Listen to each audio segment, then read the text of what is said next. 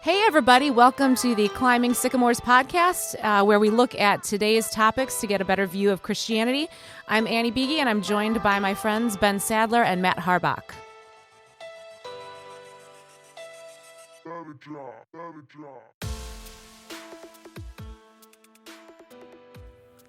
Let's get after it. Yeah, welcome.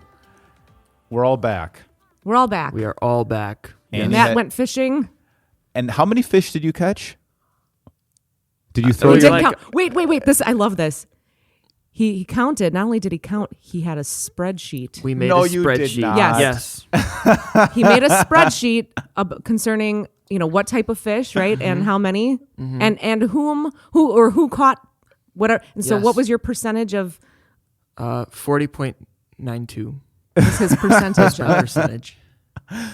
And- I kind of just did it because I was curious after a while, but also it's valuable because No one then- just kind of does this. It's got to be part of your personality. It's useful because then you know at what time of year what fish are biting. Sure. So it goes into the Data research collection. bank into Sure. your Have head. you done this before? Have you looked back on previous Yeah, records? like it's a couple years ago. My brother, he would just like keep track of how many people caught, and Yeah. then because it was kind of a contest. Yeah. But then I was like, I kind of want to know what species as well. So I have this big spreadsheet, and I learned how to make formulas in Microsoft Excel, Yeah. I love Excel. which yeah. I think I learned when I was like 16 Right. in school, but I've never used since. So overall, a great growing opportunity. So what's the final count? How many and how many did you catch? I think I had like 178, and our family as a whole got like 435. So you were the leader. Yes, by a long shot. What was your time on the water compared to everyone else? That's a good question. Well, so my like 3 members of my family caught collectively like a dozen fish. Like Okay. they barely were out They there weren't at even in the all. game. So if you take those numbers out, then yeah, like it was a full-time job for me. I got up, there were many mornings I got up at 5:00. I fished until breakfast. I fished until lunch, until dinner, and then after dinner, 4 shifts a day. Just all And you Boring. and you don't even get up for anything. I know. When the sun was out, I was out there. And Boring. This sounds dreadful. yeah, by like the 5th day, I was starting to lose my mind a little bit, and I was just going through the motions. And I realized it freaked me out because I realized I had just retired at age 25. I was like, this is what my life is going to be. Does it have to? Well, I'm just saying that's where it's headed. That's where it's headed. Yeah. Okay. So Will you be still putting on spreadsheets in your retirement too? And I don't know. Okay. By that time, I'll be old enough where I can just play the I can't figure this out card, and it's too confusing. yeah. Annie, you went hiking. Amazing trip Yes. to Zion. Mhm. National Park. Yep. It was great. Saw some beautiful things that I didn't really, just very picturesque that you just don't necessarily think exist in real life. And So, some dangerous hikes too. dangerous. Angel's Landing. I tried, failed. Well, I didn't fail because I'm alive. I Yes. guess Yeah, that true would be failure yeah. would be, Yeah. she passed out in the desert and was almost eaten by condors. Yeah, I mean that. Roadkill. That's kind of true. Sounds like a great trip. It was a great trip, but I loved it. Yeah, it was great, Very cool. and we're all back now. It takes a while to get back into it. At least that's what I've. Yeah. Did it take a while for you to get back into the swing of things? Yeah, I came in on Saturday. I couldn't hardly remember how to turn the computer on. I just kind of like blinked at it for a while. I was like moving the mouse around, and I was like, "What am I doing wrong?" How many days is too many for a vacation? Because I feel like for me, around day 5, 6, I was like, You're ready. I was the same way, 5 or Yeah. 6. just gotta go home. Gotta go home. But I got stuff to think- do. But I think I can get away with doing nothing for a whole week, which is weird to me. No, I don't think I could do that. No, Maybe because you never truly do nothing. I don't know. But I can go. I think if you're moving around, seeing new places, and you're with people that you are not sick of, I think then I think I could go 2 weeks. I think 2 weeks, especially if yeah, I was doing in my previous congregation, being the only pastor, I would just work like crazy trying to do everything and be so exhausted that I actually would take all of July off, and I needed the whole thing. Yeah. And, you know, Yeah. you would do like maybe a week with house projects, but then 2 weeks of really going somewhere. And Okay. yeah. But if you're already, you know, if you're enjoying what you're doing and you got things to get back to. Yeah. That's the biggest part, where it's like the stuff you're doing is feels useful and important. And so then you don't dread that feeling of going back to work. It's like, I could go do that. That seems kind of fun. I feel like it takes me like a few days for my brain to disconnect and really be there on vacation. And then, when you get back, it takes a while. Yeah. All right. Well, Matt was trolling the internet, and I thought Always trolling. but wanted to talk about prophecy. And I think this is a very useful topic, because when people, if they're exploring Christianity, to realize there are a lot of different branches, and there are a lot of crazy stuff out there. And crazy is crazy whether it's inside the church or not. Like there's some fruitcakes out there, and you know, to not say this is all of Christianity, this is what it is, but there is prophecy in the Bible, and so they are pulling things out of the Bible. We want to talk about like what do we think of prophecy and things like, or what did you want to focus on? Well, I wanted to talk about kind of two parts, which are, one is we're going to talk specifically about Bethel Church, which is located in California, which is the perpetrator of just so much garbage, I guess. Just garbage. They've about got great prophecy. music, though. Yes, They do have great music. It's kind of a Hillsong is similar. I mean, they had lots of they Yeah. spoke a lot about prophetic gifts and So just first of all, talk about what they teach and why that's not even supported by the Bible that they claim to use. But then also just to talk about prophecy in general for people that don't know. And it's one of those things that, like, if you don't know what it is, it just seems like religious voodoo nonsense.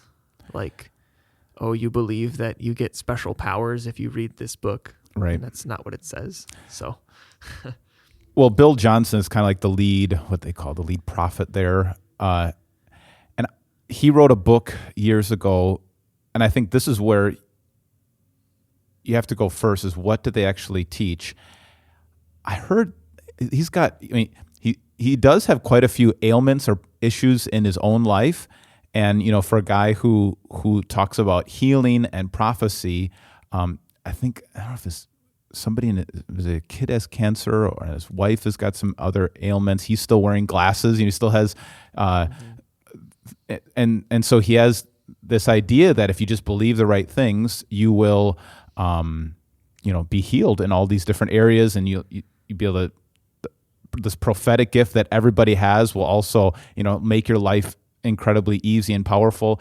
And I think over the years, he's had to pull back some of those things because that just isn't his experience. Yes. He's seen. So I think we do have to be careful not to paint too broad a brush that everything he says is garbage. I think God is, or life, or whatever it is getting confronting him. But we want to talk about a couple things that you said, especially, some of these things that keep coming up about all people as prophets. So Bill Johnson, but other preachers there too. Yeah. And the reason it's so important is, this is from Wikipedia. So these numbers, I'm assuming, are correct. It says that Bethel has over 11,000 members, and the bigger issue is they have a school, the Bethel School of International or Supernatural Ministry. It says over 2,000 students annually, which maybe that's true, but either way, they have a school. They Hogwarts? are training. That's what it sounds like. Yeah. They have school where they're training preachers / prophets, and that becomes a big issue. Not just if the church is teaching it, but if we will train you to do this as well. And so some of the teachings that we've seen are that anybody can be a prophet, that God calls all of us to be prophets. Another one is that if your prophecy doesn't come true, keep trying, because we're not Eventually. all good at, we're not all, that it's sort of treated like it's a skill, Sure. like it's like something that you can hone. So it's like, well, if you're not good the first time, just keep trying, you'll get better. And then the other thing that Bill Johnson says is it's good to have your prophecy fail, because then you learn how to sort of work through that failure, clean up your mess. as Yeah. he says. Mm-hmm. And then the other one is, wait, what is the other one? I'm blanking. All right, we'll go with 2 for now. I'll come Sure. up with the other one. So I think it's important too to understand that there's been a debate, especially the last 100 years. For a while there, for much of the history of the New Testament church, there hasn't been a lot of talk on speaking in tongues or prophecy or healing. And so many people have kind of responded to any kind of talk of work of the Holy Spirit, any kind of manifestation of gifts, as being false prophets outright. John MacArthur is probably one of the most outspoken. He's also from California, and he's kind of the hard-nosed, ultra-conservative. He just kind of spends every sermon really kind of talking against these other preachers and these other denominations. And he's part of this group that's called cessationists. Cessationists believe that when the apostles died, all of the gifts died with them. That the apostles needed these gifts to legitimize the work of Jesus, but after they were able to start spreading the word and legitimizing the prophetic office and them being apostles, when they died, all the gifts died with them. And so anytime anyone talks about prophecy, anytime anyone talks about healing, anytime anyone talks about speaking in tongues, they're automatically a false teacher. Have you heard that idea? I mean, I think practically, maybe our church body kind of practically acts like that. Yeah. We're very skeptical of anybody who would speak in tongues, or because there are a lot of wackos out there. And very often it's used almost as used to control people, manipulate people, get a crowd, those kinds of things. And so this is what the Apostle Paul says when he's writing the Thessalonians. I think this is kind of help us respond to those 2 points. He says, chapter 5, verse 19 and through 22, do not quench the spirit. Do not treat prophecies with contempt, but test them all. Hold on to what is good and reject every kind of evil. And so he says, don't quench the spirit. Don't say that this could never happen, that there's no such thing as a prophet. There's no such thing as healing. Test them all. Hold on to what is good. Is there anything good that you can hold? Maybe, when it comes to Bethel, holding on to the good of the music, holding on to some of the good of, is there some good in some of Bill's teaching? Bill Johnson, not Limmer. Not Bill Limmer.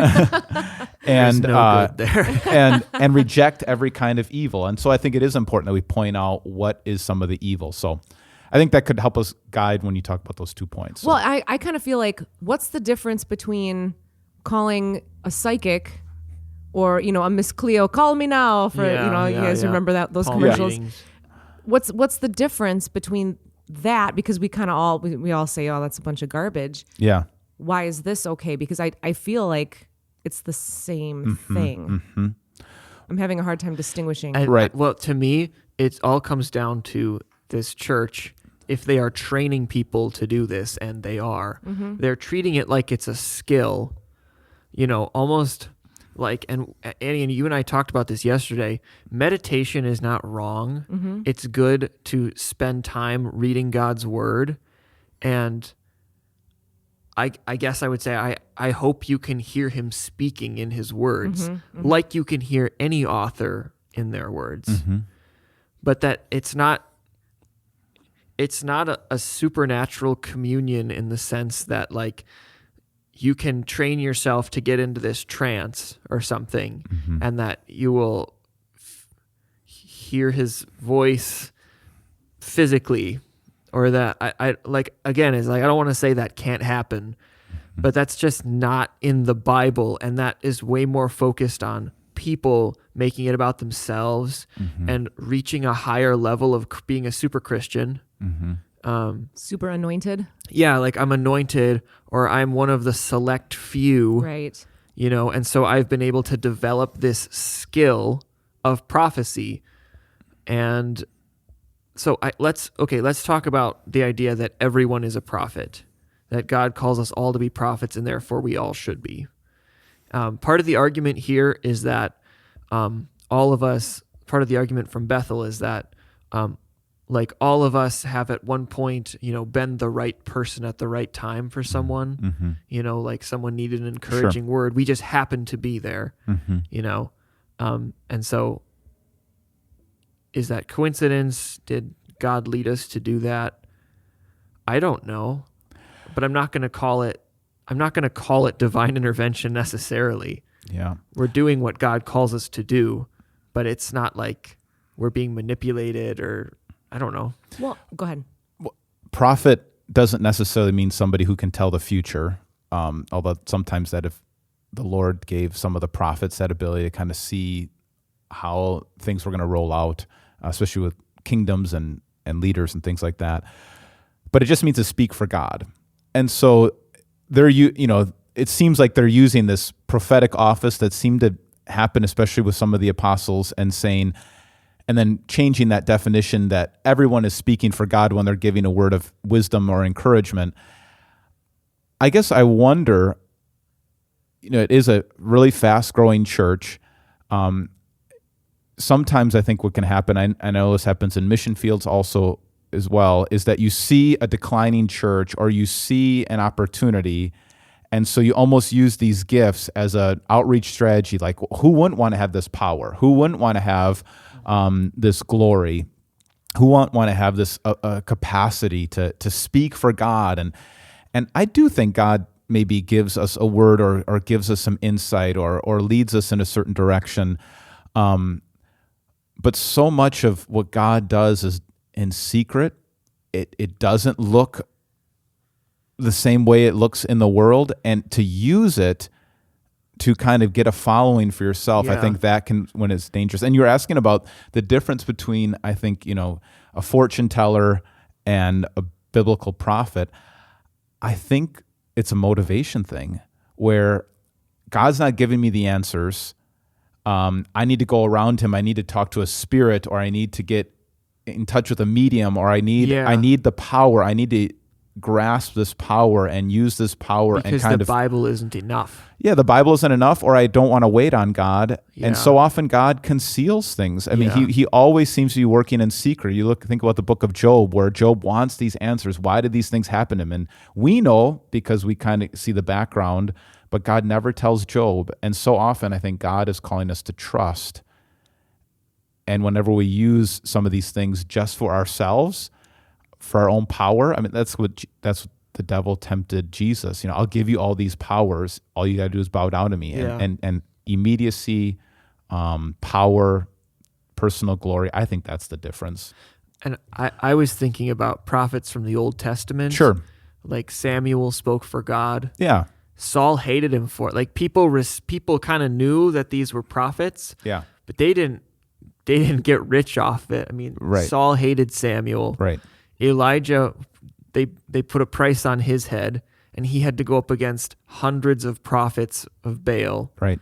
People literally saw fire fall from the sky, vaporize the rocks he built the altar on. Right. And the next day the queen says, he's a liar, kill him. Right. And then you have Jeremiah, who just prophesied again and again about coming destruction. Nobody listened to him. Yeah. And then he had to sit and watch everything he prophesied come true. Right. And these people, Elijah, famously sits down and says, like, nobody is even listening to me. I wish I were dead. Right. These people didn't get rich off this. They were maybe taken seriously to the point where people didn't necessarily think they were lying, but they certainly weren't always listened to. Right. And it's not a way to become popular or lead people, because then it becomes a cult around you. Right. And your personal connection with God and his spirit and your divinity, etc. Mm-hmm. Were you going to say something? I was just thinking about like when we talked about, encouraging people and being there for people. Yeah. As opposed to like prophesying over people. Cause I think, I think we can be, ambassadors for God in that way, where we're meeting people, encouraging them, supporting them. But that doesn't mean that we're like, and maybe even guiding them or counseling them. but we're not like saying you're going to do this, Right. but maybe at, leading questions and counseling them through, a career Yeah. change but we're not, like telling them what they're going to do or not do. Like, so I don't know if that's considered a prophecy per se, where you're helping people or Right. I don't know. Yeah, I think you're right. I think we have to be very careful to think we understand everything God is doing. And I think that's what concerns me is when, people are trying to draw this crowd because they think they know exactly what God is up to, and we just don't. Well, and you guys remember, and I may have talked about this on the podcast about a year ago, but the experience that Dave and I had, with Pastor McHottie. Dave gets hired to, do this musical thing for this church, and Pastor McHottie comes out and he's got the That's his actual name, by the way. That's his name, is Pastor McHottie. McHottie? No, it's not. I just call him that because he's nice looking guy, got the Yeah. slick fade in Oh, his yeah. hair, got the cool sneakers, like and he starts prophesying over people, Right. Over you? and over me, Right. Yeah. and I wasn't giving him anything to go on because I'm like, he's saying to me things like, I know that you're looking for God, and this is all public, by the way. This is all in front of everybody. And I'm not nodding. I'm not smiling. I'm looking down. I'm not giving him anything because I'm like, you don't even know who I am. You Right. don't know what my job is. You don't Right. know anything about me. And now you are literally baiting me. And then when that didn't work, he would try another angle. Yeah. And it was almost like he was, just trying to bait me to see what would stick Sure. and what I would respond to Sure. so that he could then read my body language, Yeah. read my facial expressions. Right. And I wasn't giving him anything. So he Right. kept trying all these different angles. And I'm like, what are we doing here? Right. The craziest thing is her broken leg healed in 3 days after that. I'm not lying. I've had some good experiences with people who've had more charismatic bent. Worked for one guy and then had kind of a mentor in Winona with a charismatic pastor, and he didn't seem to force things on me. He just seemed to be open, and that was one of those times where I feel like I was testing the spirits and I was holding on to what is good, and he gave me a lot of both of them gave me quite a bit of wise counsel. And I think, what I get nervous about is trying to create an experience, trying to force things on people. Yeah. And if God is going to lead us and God is going to do, God is just, he never, I don't know if there's no place in the Bible where he lets himself be controlled. Right. And I think that's another difference between paganism and cultism and mediums and psychics and fortune tellers is the controlling of really darkness, I think, and the power and being able to control it. God is not going to be controlled. We can trust in him, and that's it. And he can uses guide us. to accomplish his will, not us thinking we're doing his will and then trying to gain some of his power to do it. Yeah. Well, and people are so desperately seeking that tangible Right. Yeah. evidence of God, right? So Right. they're, it's like, well, now I can see it through this prophet or through, like there's something there.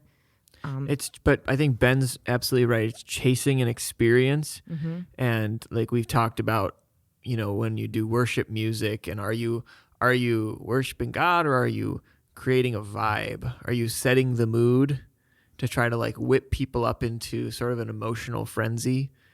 And I think those two things go hand in hand, absolutely. Where you And say, how is that a bad thing though? no, but then people. The problem is, I think people start measuring their faith by a metric of how they feel. Because every time I go to worship, man, I just feel absolutely filled with the Spirit, and I'm excited, and I want to go share Jesus with people. And when I'm there, I feel like I can do anything, and that's a feeling. That's a feeling, And now you start measuring your faith with that, because you start putting your faith in how much you feel like you're connected to God, rather than putting your trust in the blood of Jesus. And that feeling, the problem with that feeling is it just comes and goes. I'd like to quote Spider-Man.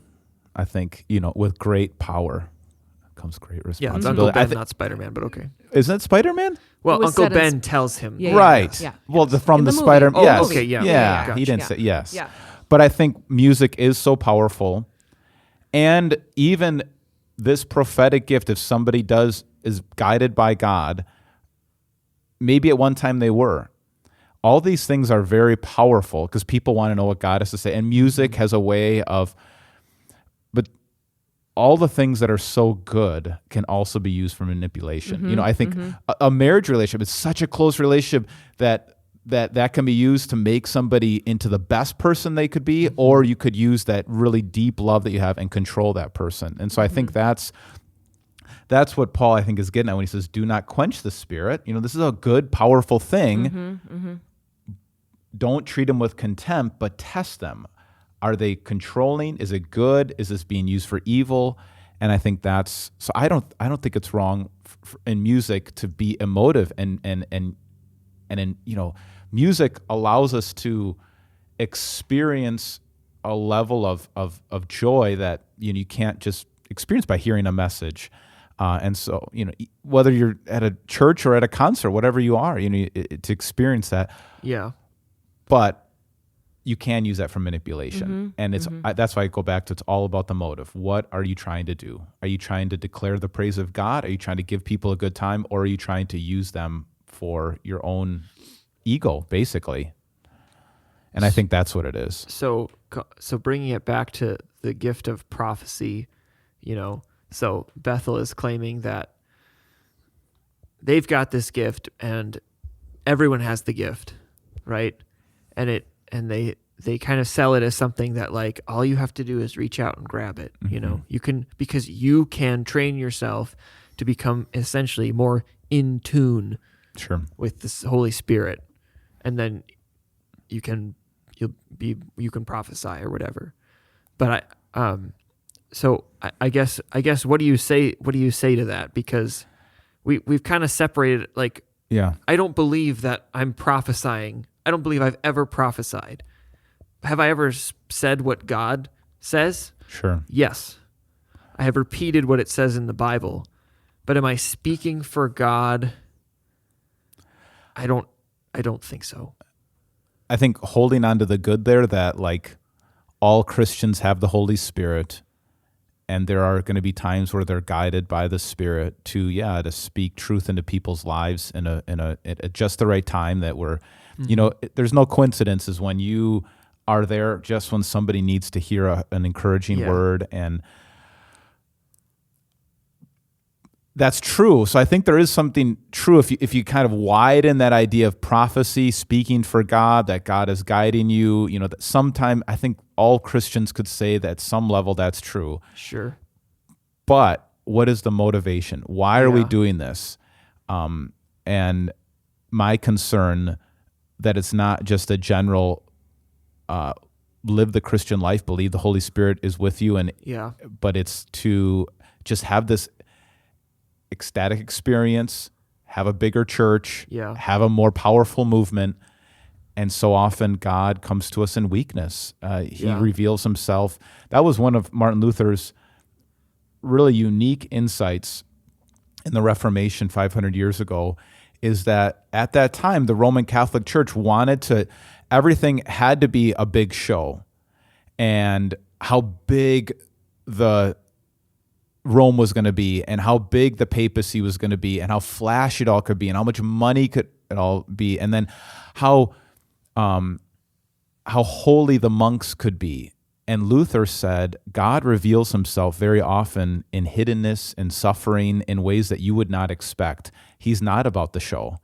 And so if you can't find him on the cross, you're not going to find him anywhere else. Yeah. And it's also public, right? Like, they're doing it publicly, in front of everybody, like, telling people, like, what they're going to be doing. Right. Yeah. And it's like, it is showy. Like, instead of having, like, a private counseling session where you are, asking questions and trying to hash it out and work it out, you are literally publicly telling people what they're going to be doing. Right. And it's weird. Like, that's showy to me. Like, who's benefiting from this? Right.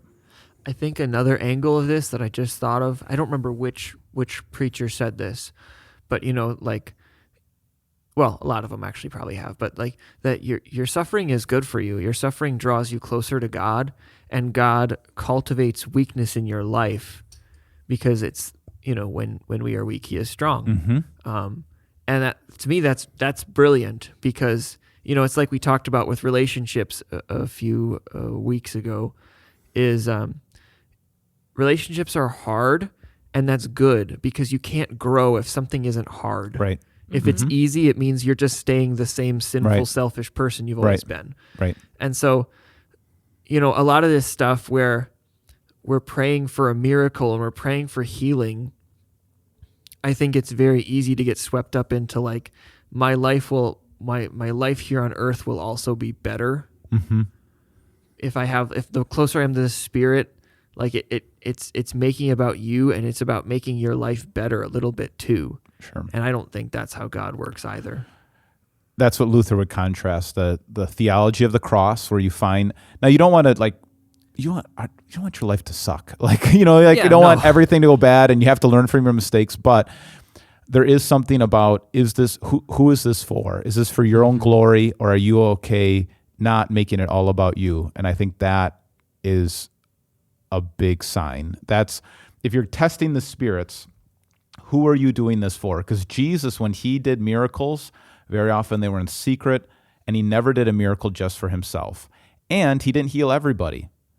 And so this idea that you're better than Jesus, and you have this gift that, judge them based on how it looks compared to Jesus. And Jesus lived a life that led him to a cross. And so if it is only about the show, if it is only about the experience, if it is only about complete victory for yourself in all areas, that just isn't biblical, and it just isn't even the experience of Jesus. And maybe it's not, like, maybe, like, I don't want to, I want to say and hope that Pastor McCarty is doing this for, because he truly believes that Right. he is, helping people, Right. and helping to guide them. And I guess just as an outsider looking at it, it felt very showy to me, and but maybe he truly does not, like, I can't judge But that. I think the line blurs, because I think if you're really good at something,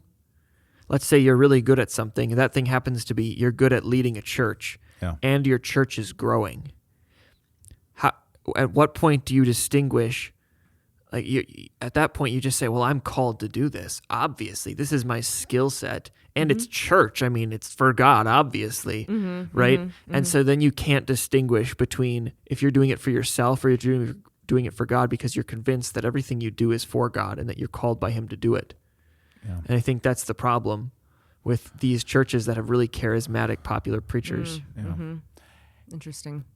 It's a very powerful thing to say that God's speaking through you, because how can you ever be challenged? And so that's, again, it's really challenging. You have to ask, what is your motive? Can you be challenged? Are you honest about our weakness, about our sinfulness, about our inclination to sin? And it's really hard. If God told, and man, it's been used so often for manipulation. There's been so many preachers who have excused, sexually abusing people in their congregation because, God told me, and this isn't wrong. If this is wrong, God would have stopped us. And it can be used to really, so you have to always test the spirits. Is this leading towards the fruits of the Spirit? Is this leading towards humility and love? Or is this just about the preacher? Yeah. So I guess that answers what is prophecy, maybe, or what isn't prophecy. I don't know what question we've answered thus far. Maybe we haven't answered any questions. Yeah. Well, I think what this can be helpful if you're trying to figure out if I should be a Christian, and I see all this kind of wacky stuff going on, and then I read some of it in the Bible. How do I know what's from God or not? And what makes it different from fortune telling? And is there really a power and is there any real advantage or any real power of being a Christian? And I think the real power is peace and the trust and truth. And it's not necessarily, we know from the book of Job and from the life of Paul and from Jesus, just being a Christian does not mean it's going to keep you from trouble and from sickness and hardship. And I think that's the part that some of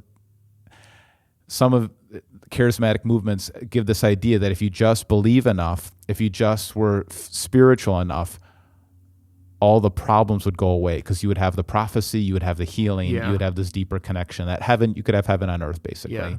Yeah. And just a reminder, the most famous prophets just did not have it all together. I mean, they were pretty badly ridiculed and Yeah, shunned. it's an And I think that affliction. was a blessing from God. I think because just think if God does give Isaiah and Jeremiah all the success, then we'd all want to, that they'd be used, that power be used for selfish means. And I think to the level that God gives you these insights and blessing, he probably also gives you suffering and trouble so that you keep your eyes on him, keep focusing on him. Now, Isaiah and Jeremiah blessed millions, you could probably say billions of people, but they never saw that. Yeah. In their lifetime, they never Yeah. saw that because I think God, I mean, you made it into the Bible. That's like Yeah. It's like the Nobel Prize for Right. Christians. Prime Right. time, yeah. So I think that's good enough for part one. Yeah, I want to Okay. talk about false prophecy next, but we'll do that in the next episode. Okay.